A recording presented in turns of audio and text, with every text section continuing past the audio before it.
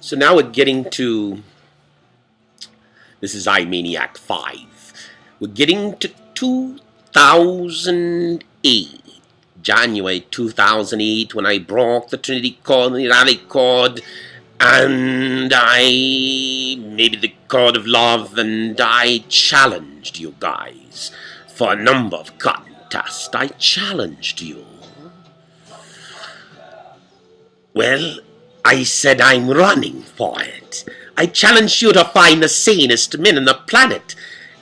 Let the shrinks figure out how to counter sanity, 'cause I ran for the sanest man on the planet, and I ran for the insanest man on the planet. Counter insanity and counter sanity. Can you counter either? I doubt it. They can only count you out with drugs, and they have very little. Well, my gosh. If they drug out all your grandiose minds, what do you think we're gonna have as a future? Nothing grandiose at all. Except our destruction, but let's not focus on the shrinks. So, but I figured if I'm the sanest and insanest, I might be provably the last holiest great prophet on earth. And I'm running for that. And, well, just as a sidelight to my love story, I said, guess what? I am the best date on the planet, should I choose to date. And so, I challenged you to find me a queen. A young queen between 19 and 39. I didn't think you could build them that smart, that fast, and I challenged you about that, although that's a sort of a misdirection play. Because when you have a mind like mine, maybe you don't need no smarter people around you. Actually, you do, but you don't, but you do, but you don't, but yes, you do. But anyway, the point is, that's not the point. Anyway, I would be the best date, but you can't even count the dates. Your systems for dating people are arcane and barbaric, and, well, you go back almost biblically to times, and until you invented more bars, and now you do it in bars. I don't know it. The point is this, we can find a better way. And so my technology ideas are to find a better way, and the science of love, but I've talked about that before.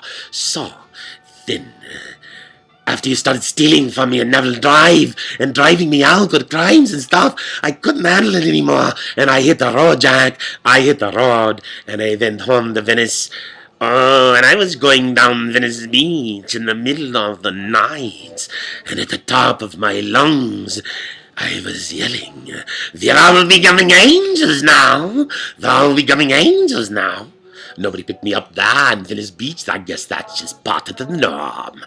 But anyway, I'm in Santa Monica, across from the Hotel California. I met a beautiful Roxanne who gave me the vision that maybe I did want a date.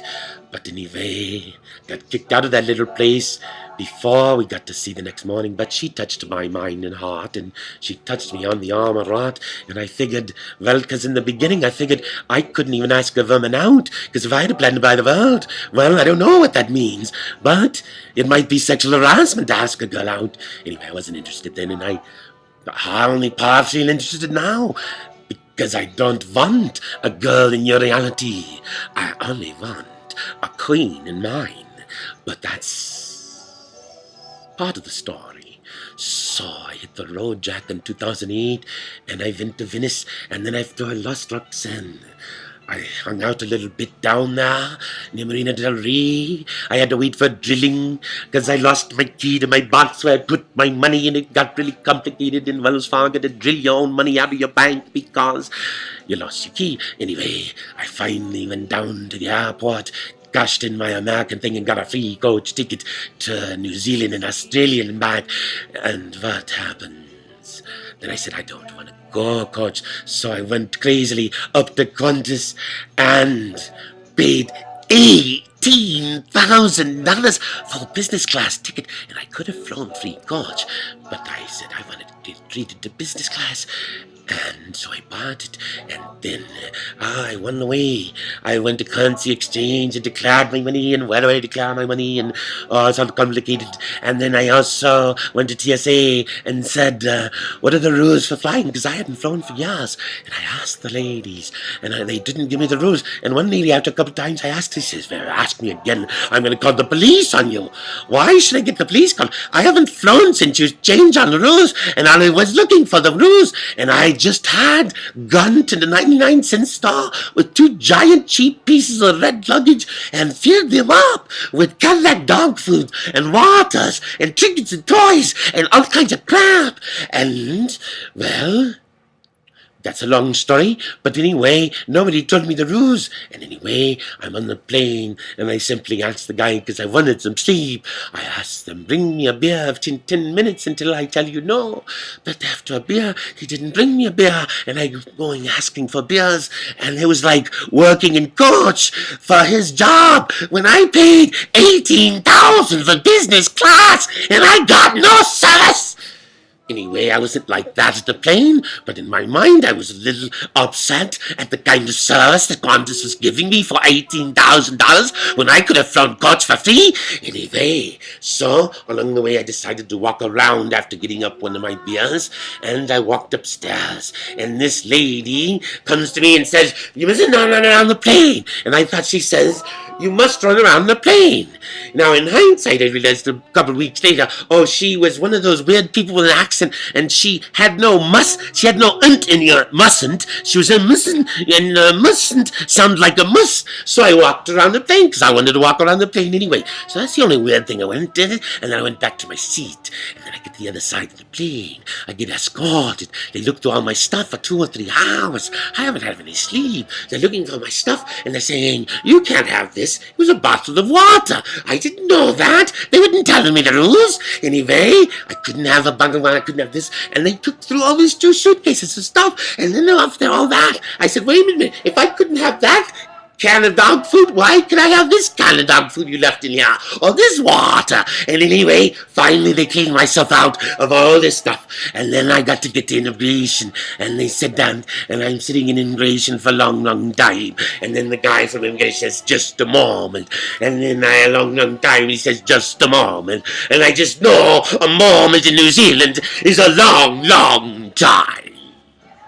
Of course, I came to call it New Zealand, because in New Zealand,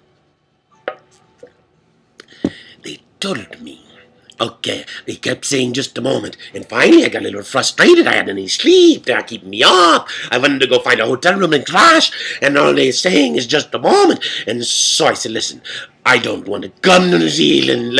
I'll leave now. He says, now you can't leave New Zealand.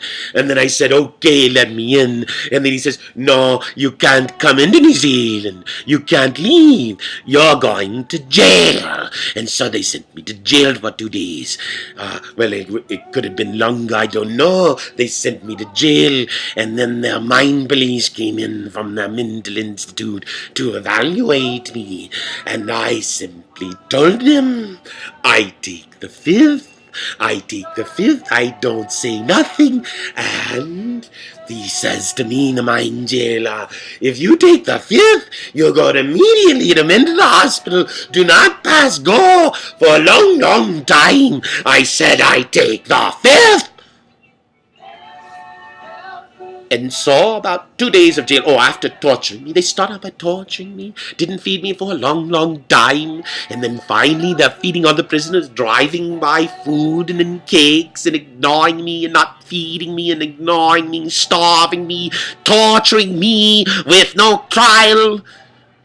Anyway, so then I go to spend the next 3 weeks in New Zealand. Well, I took your catch-22 and meat, chop it in half to catch a love on. We'll talk about that. For 3 weeks, it was not a mad mine jail. They'd give you the cigarettes, or you had to buy your own cigarettes, but eventually, after a long time, they let me access all my own money to buy a few cigarettes when the police kept my money for days and days and denied me access to cigarettes with my own money. But anyway, the long story is, I was there for 3 weeks in New Zero Land.